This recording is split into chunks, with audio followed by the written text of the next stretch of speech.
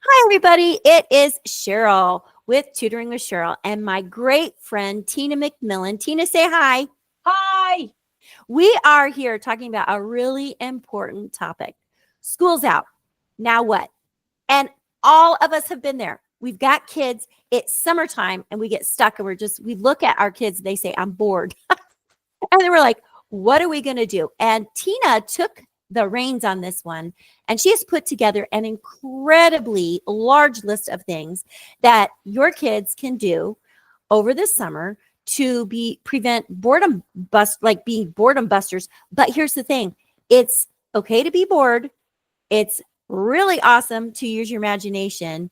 And I want to congratulate Tina on coming up with some fabulous things. And stay tuned till the end, because at the very end of this recording, not only do we want you to like and subscribe and share, but we have the freebie download for you with the link that you can go to get a copy of it.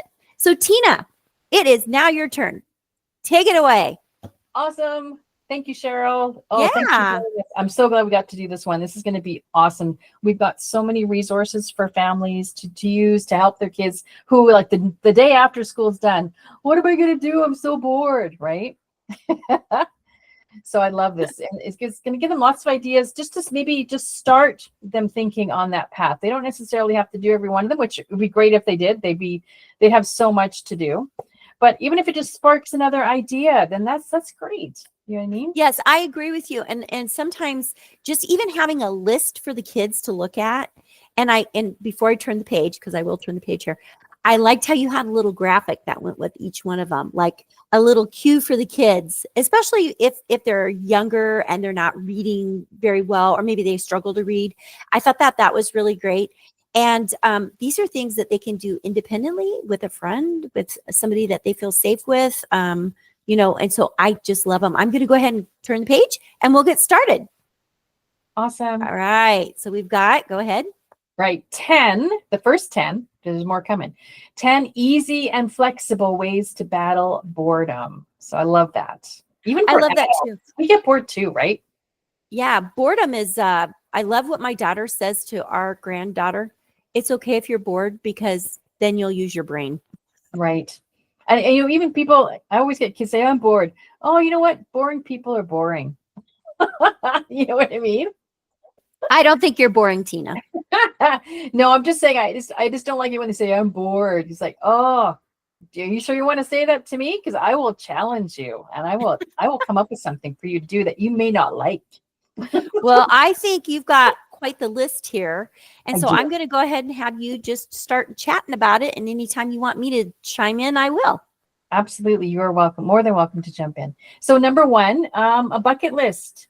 So this is a brainstorming activity. You want to get together with everyone in your family, in your group, whatever it happens to be, to think of, throw out ideas. We always brainstorm when we're writing something. We brainstorm when we're making a plan. When you're going on a trip, you brainstorm. So this is just another way, another extension of that. And it's a great life skill to even have. So brainstorm, I almost call it like a brain dump. That's what I should have called it. Because then you just dump out all your ideas. You may not do them all, but you had more than you started with. So awesome. To do things all summer long. Figure it out. You got 2 months, maybe 2.5, maybe 1.5. I don't know. It's different everywhere. But yeah, you're going to come up with so many ideas. Number 2. Can I interrupt you for a second on that? Because I was just thinking about this. If they're stuck, they have the internet that they can go to and they can say, give me a list of things to do with my 6-year-old child in this area of the world. And they could probably even if it's not, and say free things to do. And so if they can't come up with them, they can certainly do create a list. And with AI as fast as it is now, I think that would be great. I love the fact that you called it a bucket list. And I love the little bucket. They could put a bucket out on their counter. Pull from the bucket, which probably goes to number 2. So I'll let you take that away. Absolutely. Everyone knows what a bucket is. Definitely. And number 2, a boredom jar. So write down on little pieces of paper, whatever you want. Find fun things that you can do that are quick, and then as many as you can, and throw them in there. And every time you think of one, write it down, throw it in there too. And you can jumble it all up, and then you can pull one out, and it'll be a surprise, but it's only a surprise within the things you've already put in there. So it's not really that unexpected. So that goes really well too. I love that. I love that. Then number 3, making a mini garden. You don't have to have acres of land. You just need a pot. You know, if you live in an apartment, you can do those ones that go on balconies. It's so, easy. A little cup even, just like kids, they used to plant bean seeds and take them home, and then they would see how long it would take for them to grow. So something as simple as that. Oh, sunflower seeds. That's a famous one too. So easy to do. And then you can that branches off into, well, how do we get our food? How does it grow? It doesn't just appear in the grocery store. Sorry, they don't grow it there. It has to get there. You're exactly right. You're exactly right. And then if they're growing that mini garden, then they could be talking about all the science behind the growth, like you said. But then when they're out in public and they see a plant, that will spark that conversation. Oh, what kind of a flower is that? Or does that produce a fruit? Or can we eat something like that? I think that is a great idea. One of the things I used to do with my students in my classroom was every year I would bring in, well, not every year, but many years in a row, I would bring in an avocado seed, and just plop it in the water and watch it grow. I mean, who cares if it survives or not? It's just fun to watch that go. And, I see your little fern in the back of your screen there. That just makes me think, even just taking a clipping from another plant and putting it in water. So, I mean, it could be super, super simple. Can you tell I was a science teacher for a while? Yeah, I was just going to add on to that. You can turn this into a science and a math experiment. You can measure it every day. You can chart it. You can make graphs. You can make a big poster. You can have predictions as to when you think it's going to be this big, when it's going to be this big, that kind of thing. You can do so much with that. That one's getting me really excited. I need to go plant something now. I know, right? Me too. It's a bit early for us. We have to wait till the May long weekend up here because we could still get snow. I'm up in Alberta, so it's not a good idea to get it before the May long weekend. I've been burnt many times. So yes, Don't do that. Don't plant it yet. Exactly. Too soon. Okay, number 4, a maker space. So, and this is something you can do all year long, is gather supplies from different things, from your recycling, from stuff that you were going to throw away, from wrapping things, bubble wrap, all that kind of stuff, and gather things, maybe put it in a big bin throughout the course of the year that you can pull from, because you might need it just for school projects throughout the year. It's like, Mom, we need to have, 3 boxes or whatever. I'm like, what? I didn't know that, because then you can prepare for that too. It's like, hey, I got them right there because we did that last year. So I'm on it. Don't try to do that to me again. I totally can relate to that, where they're like walking out the door. Oh, by the way, I'm like, what? I don't have that. So I love the maker space. I love that. Exactly. Number 5, have a theme day. And I put a Minecraft creeper there. Yes, I know what that is.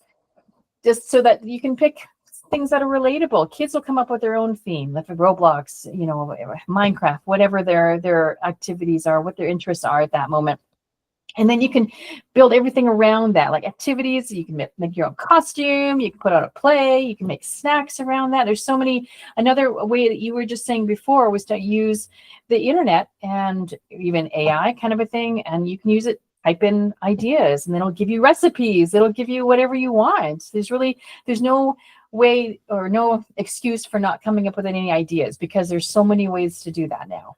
Okay, now I am going to say that my grandchildren are not with me right now. They're out in Chicago, and so they're far away. But I got to thinking, well, I could do a theme day with even my friends, So this list is great for kids, but it's also really great for adults. We do not want to be bored. We want to keep our minds growing no matter what age we are. And so that just kind of made me think of that. I think that's great. You have got a great list. Let's keep going. I was just going to add to that, like, this doesn't apply just to the summer. This is any break. Like if you're off for spring break, their Easter break, the Christmas break, there's ways to adapt these things for inside and outside. So it's not just for summer. You can keep this list, put it on your fridge, and you will need it. Yes, these are great. Okay, number 6, a DIY show. So do it yourself show. So the kids or whoever creates and performs their own talent show. Everybody has a talent, whether they think it's, worthy or not, whatever, everybody can do something different. Or a cooking show. Everybody wants to cook something. And we used to do that with my kids. They would, I was scared the first time we did it because I didn't know what they were going to come up with, but I had them in charge of making dinner. And I thought for sure it was going to be Oreos, and it was going to be Pop-Tarts, and it was going to be gummies and all this kind of stuff. But it actually wasn't. It was actually stuff that they knew was healthy. And then they also had the junk food. I was so surprised and impressed. So you're going to learn a lot more about your kids that you didn't know before. When you're giving them the freedom to do that, you will be so surprised what they come up with. I think that's great. Every time my grandkids are here, we're always in the kitchen cooking. They love that. And they do a lot with their parents as well. But they love to do that. We should, next time they come, I should say, let's put on a cooking show for mom and dad. I bet they'd love that. That is awesome. I've even done, just a side note, with one of my students, he would come to my house all the time. So we would actually do taste tests. So we would cook something, let's say a spaghetti. He loves spaghetti. We would do 3 different kinds of sauces, a homemade sauce and 2 sauces that came in jars already. And it would be a blind taste test. He would have to pick which one he liked the most. And then we'd rate them. And then we didn't make a video, but I took pictures and stuff like that and called it Cooking with Kids. And we did that for quite a few different foods that he liked. Everything, chicken nuggets, because there's different brands of everything you can find out there. I think that's really great for those kids that are sensory sensitive. Oh, that's a good one. Okay, parents, did you write that down? Take notes. I hope you're taking notes. That's really good. Right. And at the end, you can print this out and you can add your notes to it as well. So expand on this. Don't just go with this. It can open up so many more windows and doors. Amazing. Number 7, activity stations. So rotating through different things, almost like not like an obstacle course, but you can make it like a game show even. So you have a craft station, you have a puzzle station, you got a Lego building station, you got a game station, and they have to go through and do these certain tasks, maybe in a certain time, or make the best one, or and then you have another parent or whatever who's the judge. You can do so many different things with this. It's how so much fun. As you were saying that, I was like, okay, invite a friend over, and you already have the stations made for you and your friend, and you can set a timer, and every 15 minutes, you guys are going through the stations either together or separately, and then sharing what you did. Wow, what a great, if you had 4 stations, you did 15 minutes at each one, you'd have an hour of structured playtime because some parents really want structured playtime. Yeah. I think that's great. That's wonderful.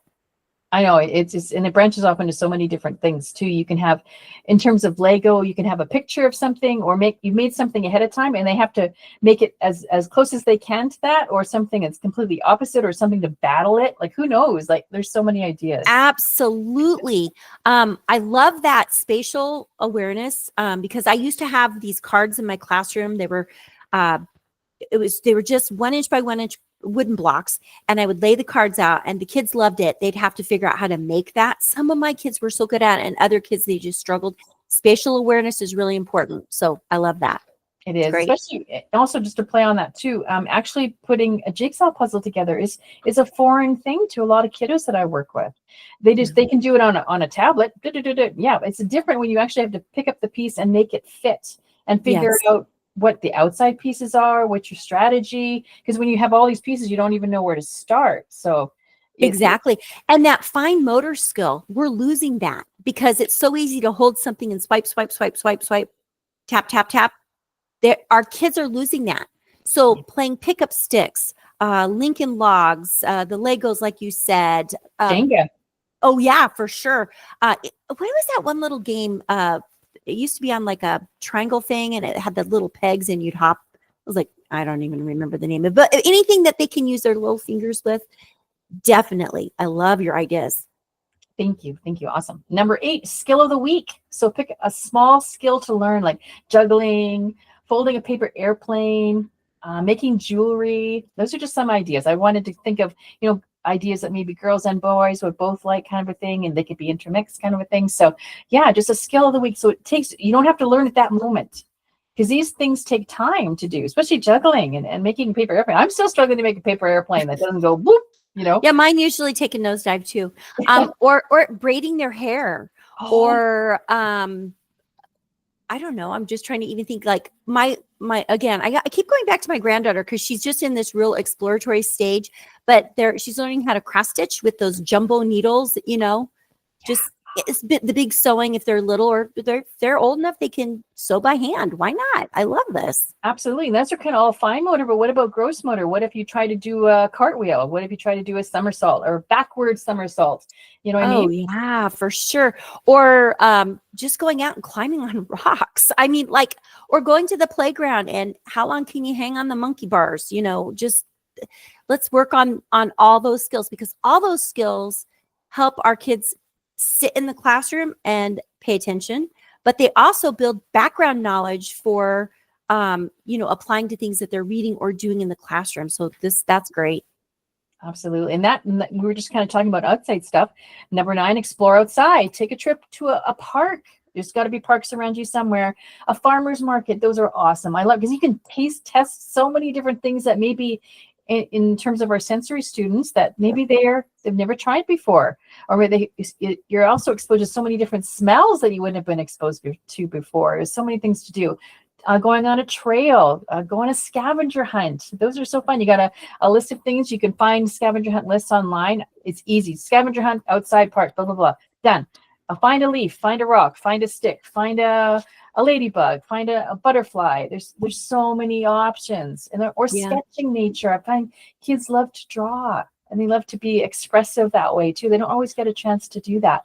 Drawing online is different than actually holding a pencil and putting it to paper and then seeing what you can make. Yes. And then, like you were saying, find a rock, find a feather, find a whatever. If those are things that can leave the area that you're at, and if you're going to go to like a nature preserve. Yeah, they don't have to leave. They just check it off on a piece of paper.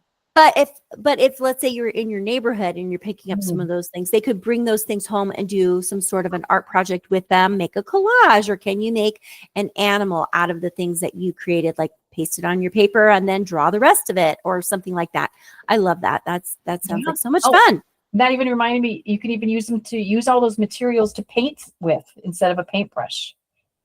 Yes. That'd be me. You roll the rock across the paper. It's gonna be really cool pattern. It's gonna be very cool. You ever done that where you put it in a tray?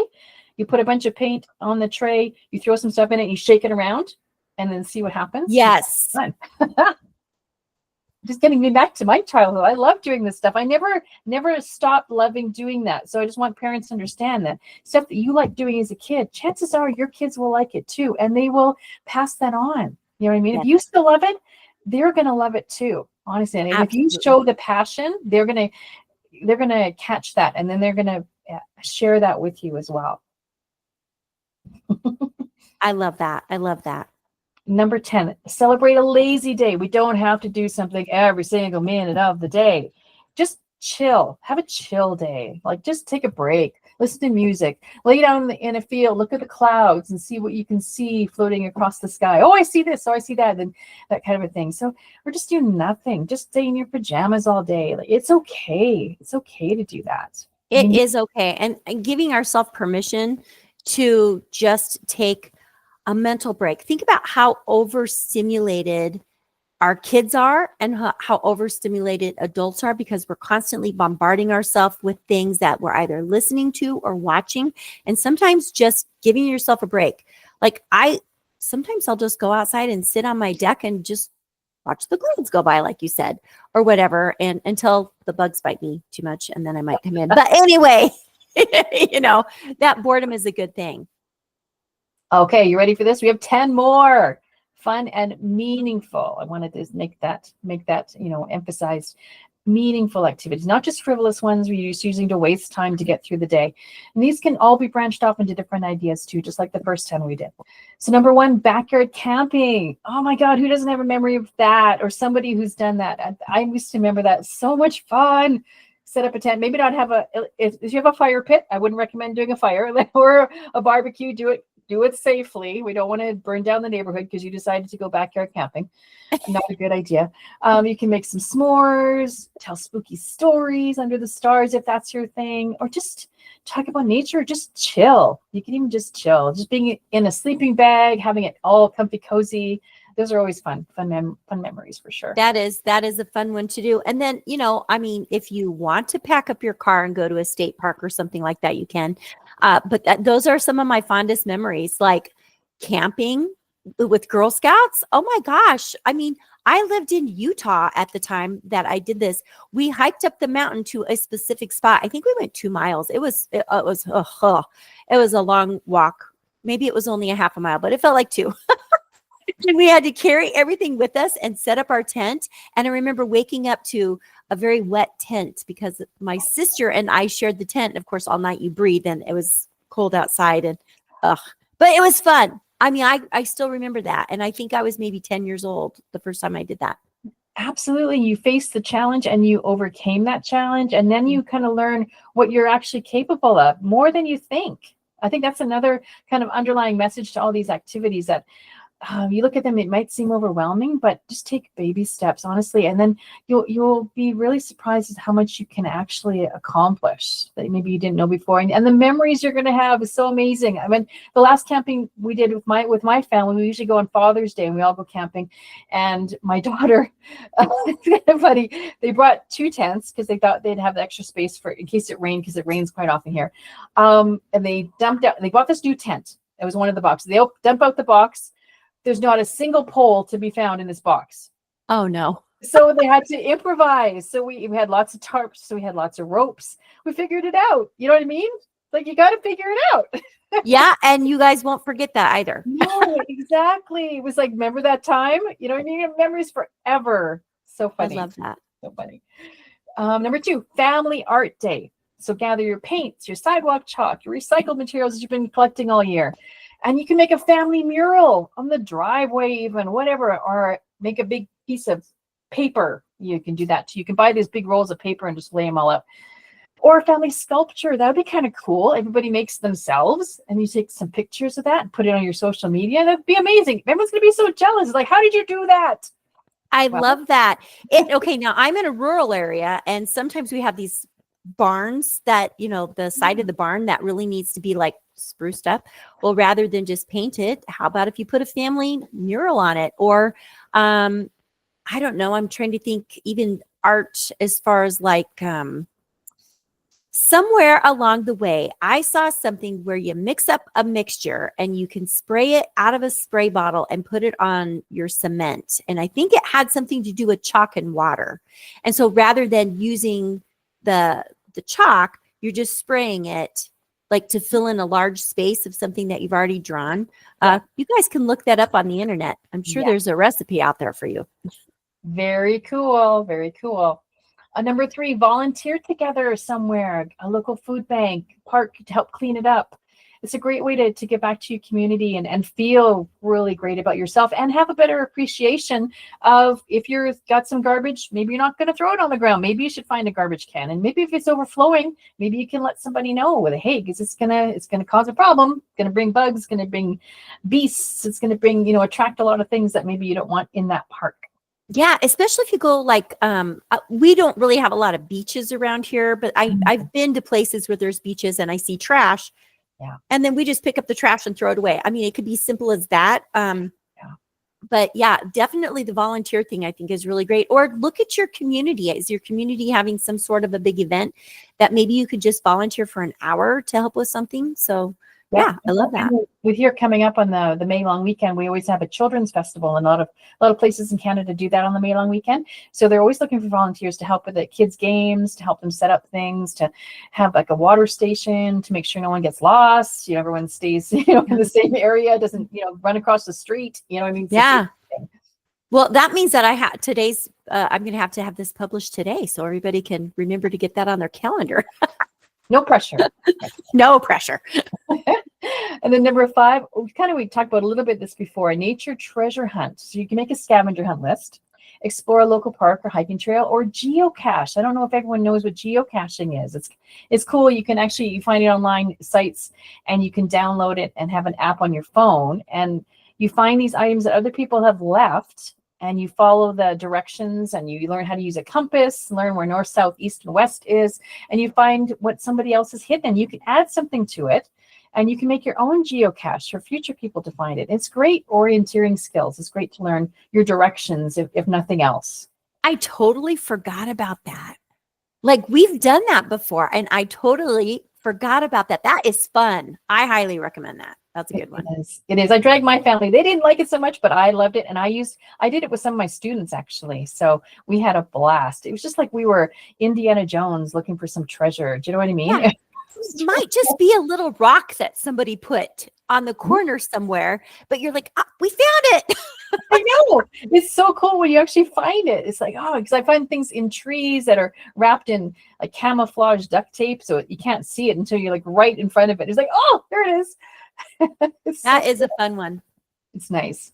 Another one, DIY water park. So do-it-yourself water park. Set up your sprinklers, your water balloons, and maybe have some targets and water guns and a kiddie pool for a splashy afternoon. That'd be so fun on a hot day. Oh, So for sure. Those hot days where maybe you don't want to go all the way to the pool because it's too far away, and maybe you just want to spend an hour, not the whole day. That is a great one to do. absolutely. Number 6, a library adventure. Those on rainy days. Awesome. Go for a summer reading challenge. Have a cozy family reading afternoon with some treats, which is always fun. So take the books and have them home, and then you can snack all you want. So I don't know if the library want you eating too much stuff in there.